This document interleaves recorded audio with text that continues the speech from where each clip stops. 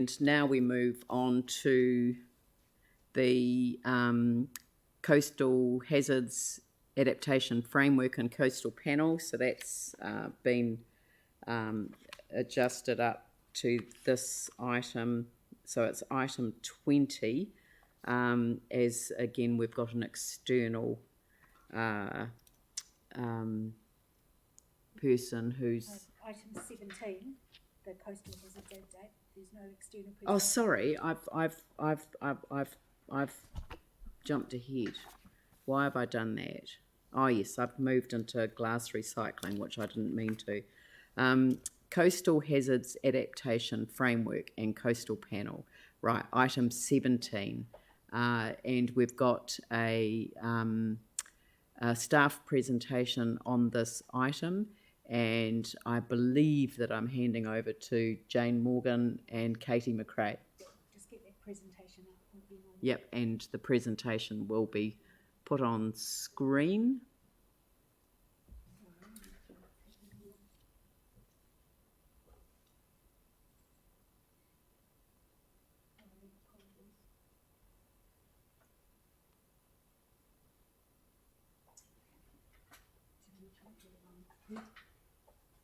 If staff want to just... If you want to start speaking, and the presentation will follow. Sure, yeah. Thank you very much for having us. Katie and I will just run through a very short presentation about the Coastal Hazards Adaptation Planning Program Next Steps. And today we are seeking from you an endorsement of the final Coastal Adaptation Framework and the Coastal Panel for the Littleton Whakaropō Adaptation Area. We can probably go east to this page. Again, just very briefly, you've seen all of this before. We know that as a low-lying district with a lot of coastline, rivers and estuaries, we are very at risk of sea level rise impacts. And in response, the council set up the working group in 2020 that has not only council representation, but Papatipu Runanga and ECAN representation. And in November 2021, council endorsed this program of work and agreed that planning would start in the Whakaropō Littleton Harbour adaptation area.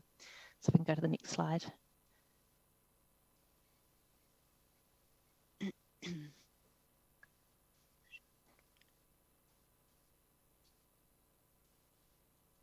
Katie, are you going to do this one? I'm so sorry, am I? Apologies. Sorry, Jane, could you grab on to that one? Sure, sorry. You'll also remember that late last year we initiated a community engagement, the Coastal Hazards Conversation, that ran for 8 weeks. That was in tandem with the Coastal Hazards Issues and Options Plan Change. We released the Coastal Hazards Assessment for the district, and we sought feedback on our Coastal Adaptation Framework. And that framework sets out the proposed guiding principles and our engagement and decision-making process for adaptation planning. We also at that same time sought expressions of interest for the Whakaropō Littleton Harbour Coastal Panel. The engagement period went for 8 weeks. We had around over 40 face-to-face meetings and a large number of social media posts with quite a wide reach. And during that period of time, we received 101 submissions on the Coastal Adaptation Framework that included 42 pro formas. We did receive submissions from across the district, but there were 2 significant groupings. One would be the coastal communities in the Brighton coastline, and the other were a large number of submissions from children and young people from across the district. So if we go to the next slide, we can talk a little bit about that. We received some excellent feedback, and we have made a number of changes, not just to the adaptation framework, but to the wider program, some things that have been raised that we're very interested to have heard. We've changed 2 of our guiding principles, and our proposed 7 guiding principles are on this slide now. We received, in addition, some feedback from children and young people that wanted education to be made more prevalent in the framework, increasing people's awareness and understanding of climate science and climate change. And so we have also added in a section of engagement principles in which we are signalling that we will be committing to further education as a significant part of our program of work. So moving to the next slide. So as Jane mentioned, as during that engagement that we ran last year, we ran the expressions of interest process for the coastal panel for the Whakaropo, Littleton, Mount Herbert area. The coastal panel, that group of diverse community runanga representatives that will work with the community and council staff to provide recommendations on adaptation plans for the area. So as part of the engagement on the coastal adaptation framework, we did receive some feedback on the coastal panel, and we have addressed that in the consultation analysis, but I'd like to speak to specific feedback that we received that the coastal panel wasn't sufficiently balanced towards the local community. So while the coastal panel specifies up to 6 community members, it's worth pointing out in reality that's closer to, well, it's actually more than 10, given that when you include the members nominated by Runanga, by Community Board, the Zone Committee, because of course these people are also local residents. In terms of those up to 3 rest of city representatives, 2 of those 3 have previously lived in the adaptation area, and we are proposing for that 3rd rest of city representative that we have a member of the Waitai Coastal Burwood Community Board, in order to provide that cross-fertilisation of ideas and early socialisation of the process before adaptation planning starts in that area. Now, we are proposing that the coastal panel will be stood up in spring. It's obviously a very intensive engagement. It's best done face-to-face, and at the moment opportunities for that are a bit limited. We feel we'll be able to do justice to this if we just delay it ever so slightly and stand things up again in just a couple of months. So brings us to the recommendations that we've made, that you approve the final framework, appoint the coastal panel, and agree to those names being released after today's discussion. Happy to receive any questions. Great. Right, we've got councillors back up on screen. Sarah Templeton. Kia ora, thanks for that, Jane and Katie. There's been an enormous amount of work in this, and it's looking amazing. We did hear from the school children representatives today. So the workshop they initially did was really good, really thoughtful. We've incorporated a lot of what they said there. They had some additional feedback based on a workshop, just a couple of tweaks that they thought might be useful as well. What are your thoughts on those? Yes, we've had a look at those, and we think that they would add a lot of value, and so we're really happy to make those 2 changes that they're recommending, which is to clarify that the education will be focused intergenerationally, not just on children and young people, and that the education, that the sustainability principle references managed retreat, not just the word retreat, to be very clear. Okay, so I think probably I'd really like to add those. So I think that would probably be like an additional resolution if people like that. So, there's my inclination to add those in. Yeah, thanks. Celeste. Kia ora, Jane and the team. I just want to say thanks for all the work. I know this has been sort of a very intensive process, and you guys have been working on it for long before I came to council. My question is, given that Littleton Whakaropo will be the first area to, begin using the framework, which is a good opportunity to see what works and what doesn't. Do you have any thoughts on what the processes will be to sort of amend that process and update the process as we move forward? Because as we're going to be doing this on sort of each specific community, it's important to think about what ways we're going to gather feedback from those who have participated, and making that available for other areas as we sort of develop our understanding of what works and what doesn't, and improving the process as we go. Yeah, great question. The introduction to the framework does say that we may need to amend the framework in the future. We know that there's legislative change coming, and so we may need to make amendments for that reason. But as you point out, we are treating the Littleton Whakaropo adaptation area as a bit of a pilot. We're very clear we haven't done this before. And so I do expect that there will be a lot of learnings along the way. So we will be running a lessons learned process alongside the adaptation planning process, and that will have input from all parties. Of course, it's a co-creation process with Runanga and with communities. So in the spirit of that collaboration, we will be seeking input into lessons along the way. if any changes are needed to the coastal adaptation framework as a result of that, they would need to come back through council. Okay, thank you. Jimmy Chen. Okay, thank you. Just one question. What's the difference between the coastal hazard adaptation planning and also this coastal hazard adaptation framework? Looks like exactly the same, am I right? No difference. We call our program the Coastal Hazards Adaptation Planning Program, and the Coastal Adaptation Framework is essentially our proposed approach. So documenting our approach to how we'll go about undertaking adaptation planning. Yeah. Okay, thank you. Thanks. I've got Celeste again. Sorry, I've got to add, one of the bits of feedback that I've had, and I think, you know, there's been a lot of work done in this space already, so I want to acknowledge that this is already happening, that as we begin this sort of education piece, which Sarah's already spoken to, it would be good to think about how we can sort of emphasize the use of plain language and sort of localize information, because I think, you know, that is a struggle for many communities of really just understanding the, you know, the complexity of some of this information. Obviously, some people have a good head start on this material, but for others, it can be, including, you know, myself, it's incredibly challenging sometimes to get your head around it. So I hear you. Yeah, it's definitely something we have a focus on. It can sometimes be difficult to simplify scientific terms, but we do try, and we will continue to try and do that. Thank you. I've got Yanni. Thank you. Just, yeah, I note the concern that was raised from particularly one community around the composition of the panel.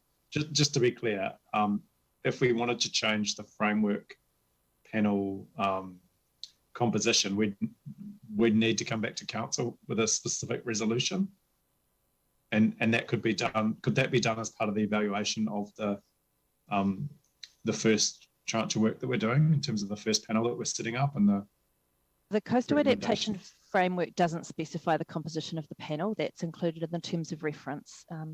So that may not require a council change. We talk broadly in the coastal adaptation framework about the participants, not the exact numbers. Right. Cool. So basically the concerns that have been raised through the submissions could be addressed relative to that geographic area at the time that we were establishing a panel. Well, the proposal that we have in front of you today with the consultation analysis document is that there is no change to the composition of the coastal panel. Right. Okay. Thank you. What was I going to say? Oh yes, staff have come up with some wording which approves the final coastal adaptation framework, which sets out the guiding principles and the engagement and decision-making process. It'll come up on your screen in a minute for the council's adaptation planning process, with the additions agreed. Education focuses intergenerational, sustainability references managed retreat. I always feel nervous when we do that, knowing that central government has legislation promised in the Resource Management Act space, with 3 pieces of legislation promised, and it's the third one that deals with the coastal environments and thought to manage retreat.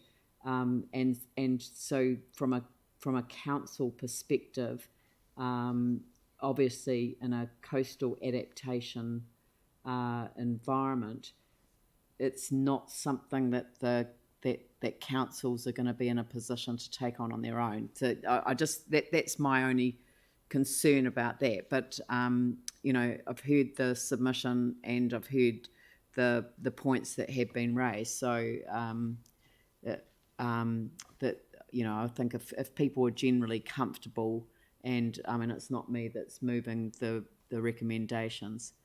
So perhaps the easiest way is to let someone move the recommendations so that we can move to debate. Is Hand up. sorry.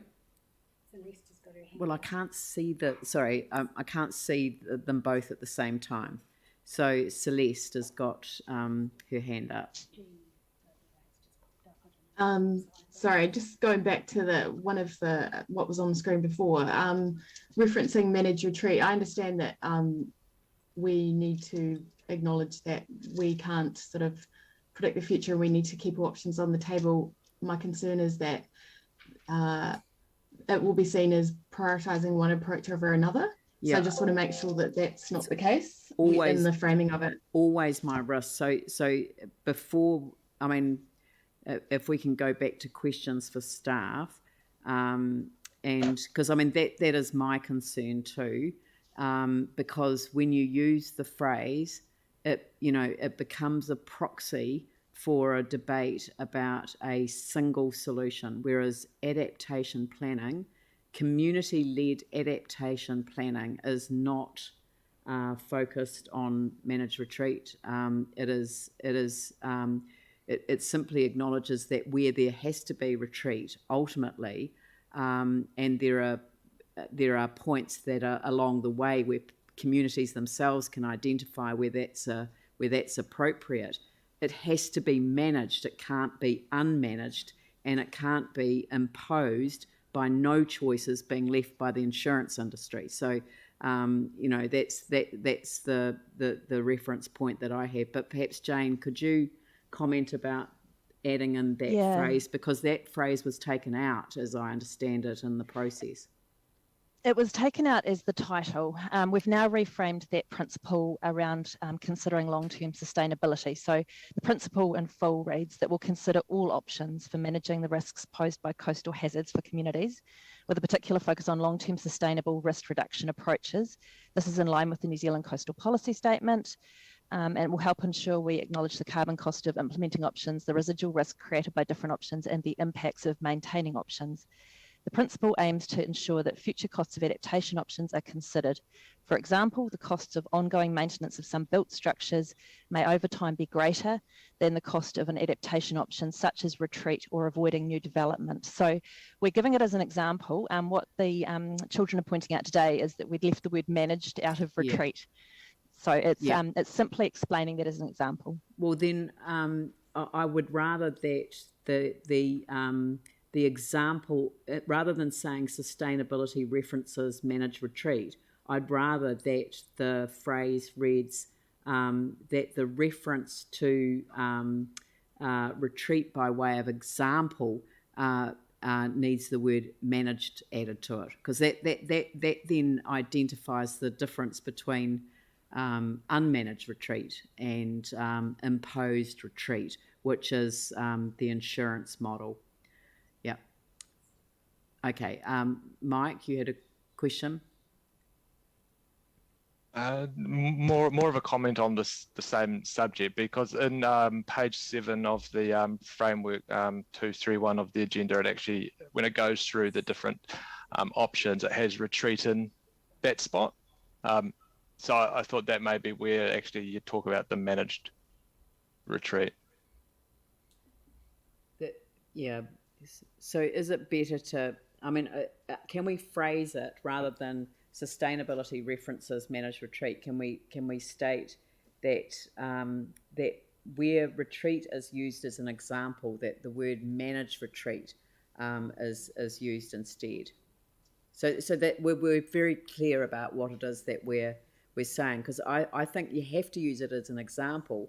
But if it's an example with meaning, and if it really does learn from our experiences, then the word managed has to be used as well.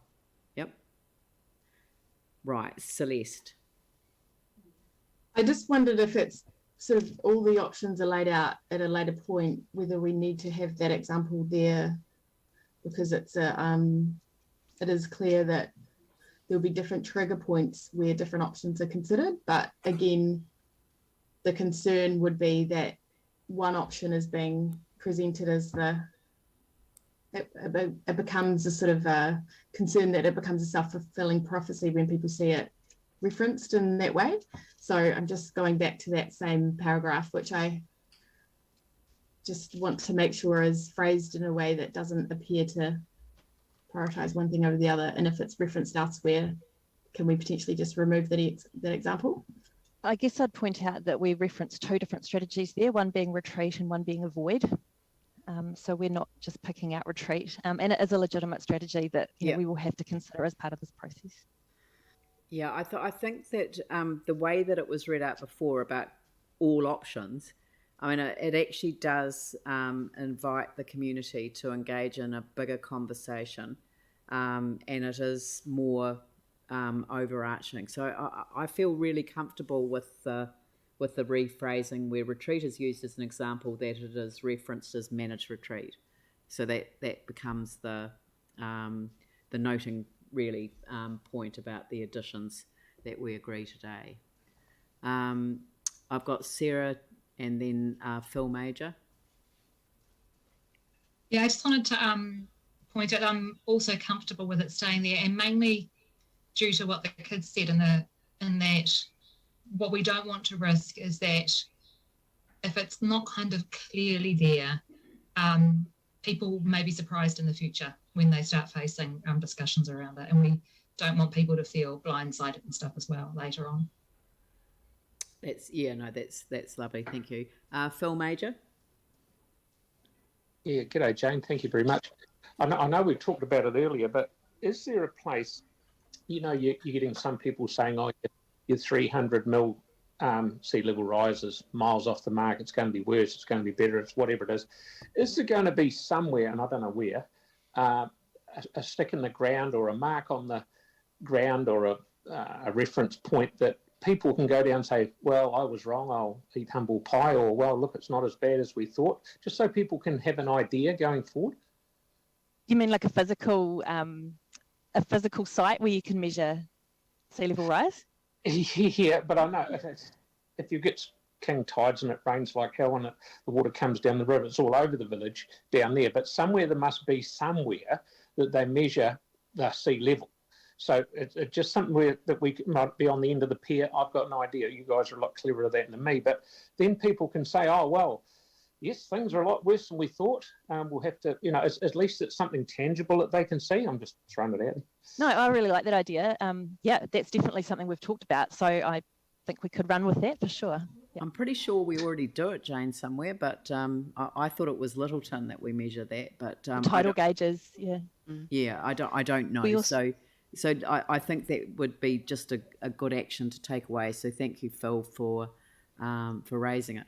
So do I have someone willing to move this? Mike Davidson, seconded by Sarah Templeton. And sorry, Phil, you put your hand up a split second later. Sorry. Okay, I'll open it up for debate. Mike, would you like to open the debate? Yep, thank you. Thank you, Leanne. Look, first of all, I'd like to acknowledge staff and the amount of work that's been done on this for quite a long time, and also the working group. It's quite a large working group. We have all the councillors that represent communities that will be affected by coastal hazards, as well as a couple of councillors outside of those coastal hazard areas, plus representatives from Ngāi Tahu and ECAN observers from Waimakariri and Selwyn.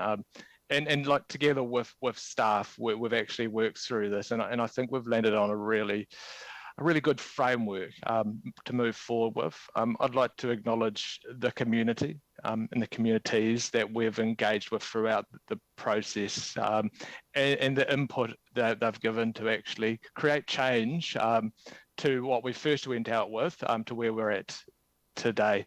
Look, I think today's decision is actually a very exciting decision, and it's going to be a significant step forward for Christchurch and Banks Peninsula, and how we plan and manage, you know, adaptation moving forward. I remember Leanne often said at community meetings about how, you know, a top-down approach doesn't work, but, you know, neither does a bottom-up, and it's actually working together that you get the best outcomes. And this is what these adaptation plans are about. It's co-creation with our community, and we're going to be all better off for this type of adaptation planning. And look, I'm going to acknowledge that not all communities have, I guess, have the same trust in council. We've noticed that from a lot of the open coast communities, there is definitely some mistrust, some concern. But at the same time, we're seeing from other communities and other demographics, young children, actually more trust and actually a willingness to actually do adaptation planning, especially what we're seeing from the Whakaropo, Littleton Harbour communities, actually an eagerness and willingness and readiness to actually start this planning now, because they are seeing the effects of climate change already, and they want this to happen sooner rather than later. And I think, and we all acknowledge, some of the reasons why we're starting in this community, and it's actually so the communities around the open coast can actually have a look and see that this process works, with co-creation with the communities is actually a really good thing, and that we can get some learnings from this potentially and actually move them. So when we go into the other communities, that the actual planning is even better. So look, I'd like to once again thank staff and hope that through this process, the communities that have had some of their trust eroded over past experience actually once again gain that trust in council, because we need to do this together for the benefit of the future generations of our city. Thanks. Celeste Donovan. Like Councillor Davidson, I want to acknowledge the work of staff and the Coastal Heads of Working Group, because obviously there's been a huge amount of work to get to this point, and a lot of work undertaken out of hours. I also want to acknowledge the fact that our coastal communities are still recovering from the impact of a series of devastating earthquakes. These coastal communities have worked hard to rebuild their communities and to rebuild infrastructure, and work continues to this day with more to be done. I also want to acknowledge that this isn't the first time council has engaged with the coastal community, and there is a real sense of frustration at the way this was handled in the past. So what is clear is that there's important lessons that have been learned, and we need to carry these forward into future conversations. I think a key learning from previous engagements is that the coastal community in particular want to see the completion of earthquake repairs before we start the climate adaptation conversation. We know we need to rebuild trust within the community and for council to walk the talk. This means that this needs to be a transparent, accessible and community-led process. And we must support and empower our coastal communities to have a meaningful seat at the table so that there is nothing about us without us. We also need to recognise that a focus on climate change resilience cannot be separated from a broader focus on community development and wellbeing initiatives. So this needs to be understood in the context of building strong communities rather than one-off project consultations. This means prioritising the significance of our local community-led developments as a core part of the work moving forward. Another key learning, I think, is that we need to recognise that climate change is a citywide and not just a coastal issue. Although this particular hazard, sea level rise, is faced by our coastal communities, the newly released Coastal Hazards Map shows that council is actively managing these hazards right across the city. So this means we need to take this issue seriously and use all the tools at our disposal to support our communities through a focus on both climate mitigation and adaptation. And I'd like to say that council has taken on board this feedback in a number of ways, and it's important that we listen as we move forward. The Coastal Adaptation Framework and the Coastal Adaptation Forum is a partnership approach with communities and experts making recommendations to council, and this is going to allow us to take a lessons learned approach to ensure that these lessons can be transferred to other panels in the future. Finally, I think we need to make clear this process is about working alongside the community to prepare and build resilience for the future. The best way we can do this is to allow communities to be involved in the decisions that impact them. And we've seen that in the Coastal Ward, that we have a strong future. There's been significant council investment in the foreshore. We've got more investment coming into the mall and residential the housing area. The decision today about the Coastal Adaptation Framework is about Thank you. enabling communities to lead this process, and is about protecting communities in the long term. It's about collaboration so we can tackle these challenges together. Thank you. Sarah Templeton. Sure, thank you. The latest set of 3 IPCC reports are really clear that we need to act to lower our emissions, but also that climate change, induced sea level rise, and other impacts are locked in to a certain extent. Last year was the highest insurance payout in New Zealand on record for the impacts of extreme weather events, and these are only going to increase over time. It was over $340 million, and that didn't include the government and local government clean up, repair funds that were needed. We need to plan for this. We need to plan with our communities because these impacts are on their way. But we will be using trigger points and thresholds. We can put the things in place only when absolutely needed. And ideas around measuring sea level rise, measuring impacts will absolutely have to be part of what we do, so that when the community has recommended trigger points to us, we will know when we've reached those and when those recommendations need to be put in place. I'd like to thank Sian especially for her work with the many schools that she's been working with. I went to the workshop that the group of students had last year. They were so well informed about the framework itself and about climate change, and had really, really intelligent things to say about what we should be doing. And I'm really glad we've been able to take those on board. It was really clear though at the time that they were a little suspicious, like that, yeah, we get to have our say, but actually listening is one thing, acting on what they tell us is quite another. And so I'm really glad that we have put things in the framework. We've made more changes today, and we're going to act to protect their futures. Kia ora. Thank you. I might just say a few words myself. I'm speaking at a conference on Monday morning just to welcome delegates. It was to be in person, but unfortunately on Zoom, Coasts and Ports, an Australasian conference.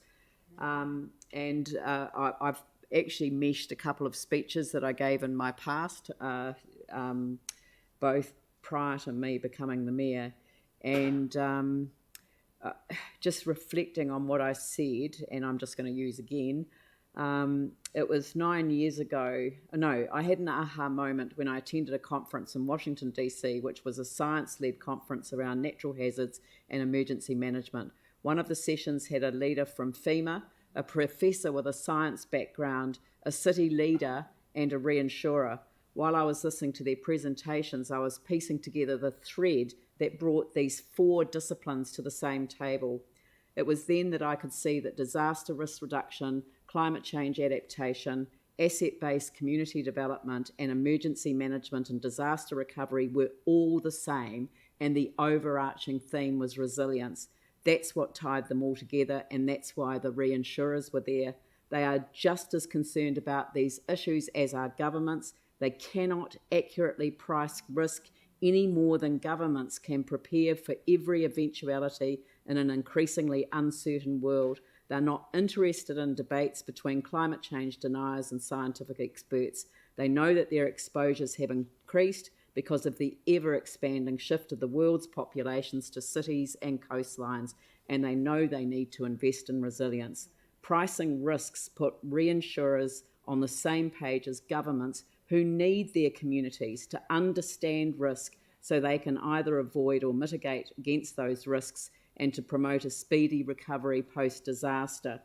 Although the return on the financial investment may be the reinsurer's driver, investing in resilience makes absolute sense to them as it does to governments. And, you know, on this occasion, I say local government and communities as well. That is the huge risk, but the lesson that we learned from our experience was that we have to do this with our communities, and the expression that Mike's obviously referencing in his comments was CanCern had an expression which was the wisdom of the community is always exceeds the knowledge of the experts, And after our experience, I believe that we should be saying the wisdom of the experience, when combined with the knowledge, with the wisdom of the community, when combined with the knowledge of the experts, always offers more than which one can offer without the other. And the reality of what we're facing with this presentation today is really been the dream for me over a number of years, which is actually empowering communities to sit with the experts, to answer the questions that they have as a community, to listen to the rich knowledge that sit within communities, and combined look to an adaptation pathway and a way forward. So thank you very much for all of the hard work that everyone has put into it so far. There is much more hard work to come. Jani Johansson. Thank you. I too want to acknowledge the work that staff have done, and the working party. There has been a lot of effort gone into, I think, trying to do things in a better way than what was perceived and what happened in the past, and I really appreciate that. I'm still really concerned that every time we refer to this as a coastal issue, that it doesn't really imply the significance to other parts of the city that may not identify as coastal, but that are absolutely impacted by what's happening along the coastal influences, both with sea level rise and coastal erosion. So I do think it's really important that we learn as we go through this process. And, I'm comfortable with what staff have said, that we're starting with one area on the Banks Peninsula. We will learn a lot from that. And, I'm optimistic that as a council, we will be flexible enough to learn to improve as we go forward on what's working well with that and what may be some opportunities to improve. I still think when it comes to planning, we do need to do more as a city around ensuring that people can participate, because there are groups in our city, and there are areas and people who simply do not understand the implications of what are very technical and complex planning rules that get put in place that impact on their property or where they live. And so I just think it's really important that we continue as a council to seek that support from central government, and also to look at what we do ourselves. And I just wanted to, and I know it's already been acknowledged, but the idea that we work with young people in our schools and in our community to be involved in this process is really heartening to see. And I do think it's really important. And in fact, for some of us who have been involved with the council for a few years, we can fondly recall when we had a children's advocate and a youth advocate. And it's really important to see these sorts of attempts and these considerations being put into our strategy and our policy development. So I just wanted to acknowledge the involving of children and young people in this process as being really critical. So I'm happy to support what's been put forward today on the basis that this will be a continuous improvement system where we're starting with an area. We'll look at what works really well there, and we'll develop as we go forward. And hopefully any concerns can be addressed with the next groups that are where the planning will take place. Thank you. Thank you. All right, I will put the motion. All those in favour, please raise your hand. Those opposed? Thank you, that's carried. Thank you.